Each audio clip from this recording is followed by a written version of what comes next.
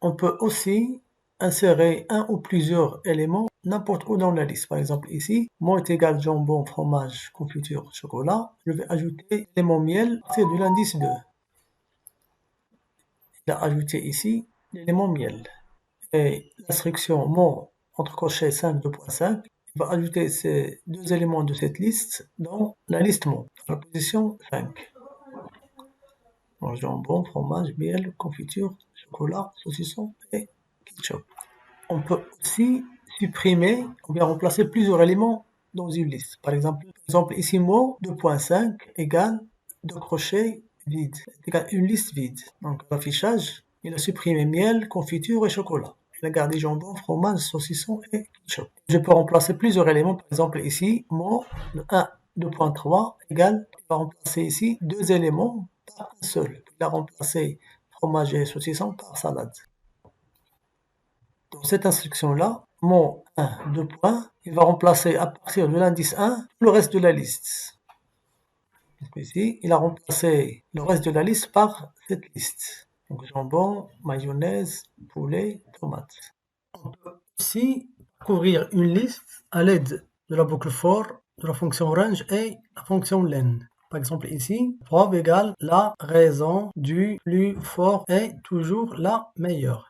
For mot in preuve, print mot and égale espace. Par défaut, print renvoie à la ligne après l'affichage d'un élément. Ici, on remplace le sous-ligne par and égale espace. Il va afficher tous les éléments dans la même ligne. Voilà, il a affiché la raison du plus fort est toujours la meilleure.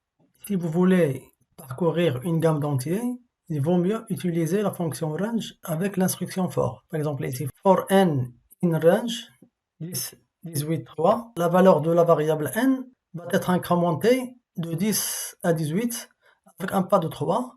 Et ici, il va imprimer chaque valeur de n avec son carré et son cube. Il affiche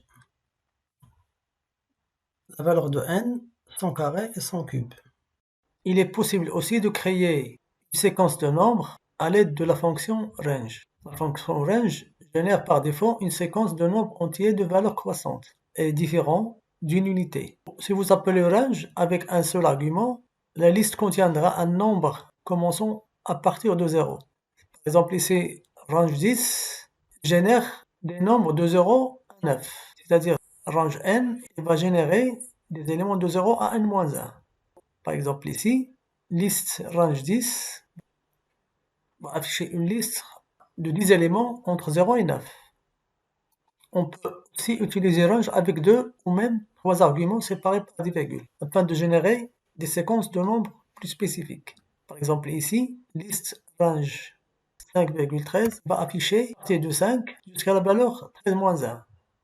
On peut même modifier le pas. Si le pas n'est pas mentionné dans la fonction range, le pas est automatiquement 1, c'est incrément de 1. On peut modifier le pas ici, un pas est égal à 3. Donc la liste range 3, 16, 3, il va afficher à partir de la valeur 3 jusqu'à 16 avec une incrémentation de 3, avec un pas de 3. Donc il va afficher 3, 6, 9, 12, etc. On peut même faire une décrémentation. Par exemple ici, le pas c'est moins 3. On va se déplacer entre 10 et moins 10 avec un pas de moins 3. On va afficher 10, 7, 4, 1, moins 2, moins 5, moins 8, etc. Et il est très pratique de combiner les fonctions range et len pour obtenir automatiquement les indices d'une séquence, soit une liste ou bien une chaîne. Exemple, fable égale mettre robot sur un arbre arche. For index in range len fable, int index fable index. For index, la valeur index va être incrémentée de 0 jusqu'à la taille de la liste fable.